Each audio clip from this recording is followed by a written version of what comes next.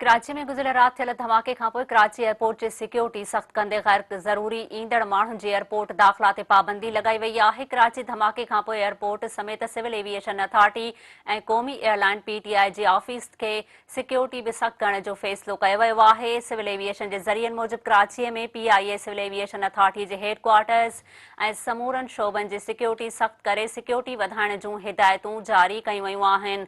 Security plan तहत गैर ज़रूरी एयरपोर्ट ऐं ऑफिसुनि में ईंदड़ विज़िटर्स जी दाख़िला ते पाबंदी लॻाई वई आहे, जॾहिं त सिविल एविएशन ऐं पीटीआई ऑफिस में विजिलेंस खे हर वक़्तु तयारु करण जी हिदायत बि कई वई आहे। ज़रियनि मूजिबि समूरनि शोबनि जी सिक्योरिटी वधाइण सां गॾोगॾु सिविल एविएशन ऐं पीटीआई जे ऑफिसुनि में क्विक रिस्पॉन्स फोर्स खे बि अलर्ट रहण जी हिदायत कई वई आहे। समूरनि शोबनि में कमु कंदड़ पीटीआई ऐं सिविल एविएशन अथॉरिटीअ जे अमले लाइ आईडी कार्ड पाइण खे लाज़मी करार ॾिनो वियो ऐं भरपासे शकी बॉक्स या थेलनि ते बि नज़र रखण जी हिदायत कई वई। ज़रियनि मुताबिक़ सीसीटीवी कैमराउनि खे मुकमल फंक्शनल रखण ऐं एयरपोर्ट जे भरपासे पीआईए ऐं सिविल एविएशन जी विजिलेंस टीमुनि खे पेट्रोलिंग जी हिदायत बि कई वई आहे।